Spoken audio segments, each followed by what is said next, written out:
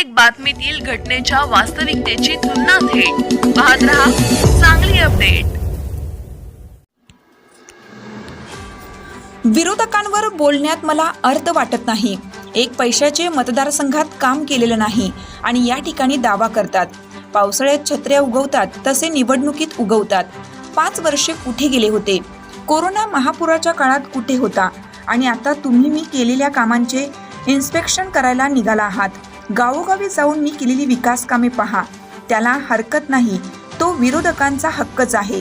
आम्ही जे करतो तेच बोलतो, असे प्रत्युत्तर पालकमंत्री डॉक्टर सुरेशभाऊ खाडे यांनी मिरज विधानसभा मतदारसंघातील त्यांच्या विरोधकांना दिले। यावेळी भाजपाचे युवा नेते सुशांत खाडे, मिरज विधानसभा क्षेत्र प्रमुख काकासाहेब धामणे, बेडकचे सरपंच उमेश पाटील, अजिंक्य हंबर यांच्यासह भाजपाचे पदाधिकारी कार्यकर्ते उपस्थित होते। मिरज मतदारसंघात विकास झाला नसल्याची टीका विरोधकांकडून पालकमंत्री डॉक्टर सुरेशभाऊ खाडे यांच्यावर करण्यात येते।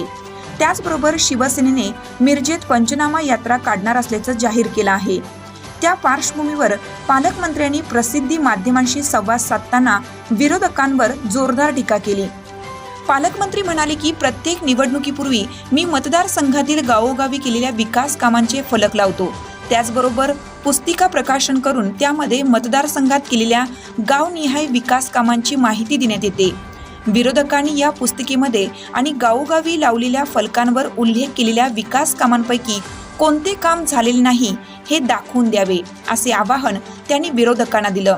यावेळी भाजपाचे पदाधिकारी मोठ्या संख्येने उपस्थित होते। बोलण्यात काय अर्थ नाही तसा म्हणावं। तुम्ही एक पैशाचं काम केलं नसेल आणि तुम्ही दावा करत असाल, आज पावसाच्या छत्र्या उगवत असाल, 5 वर्ष गेला होता कुठं तुम्ही? कोरोनामध्ये कुठं गेला होता? मागं पूर झाला, 21ला झाला, 19ला, त्या पुरात कुठं गेला होता? आणि आत्ता तुम्ही आम्ही काम करतोय का नाही करतोय त्याची तुम्ही आता इन्स्पेक्शन करायला निघालात।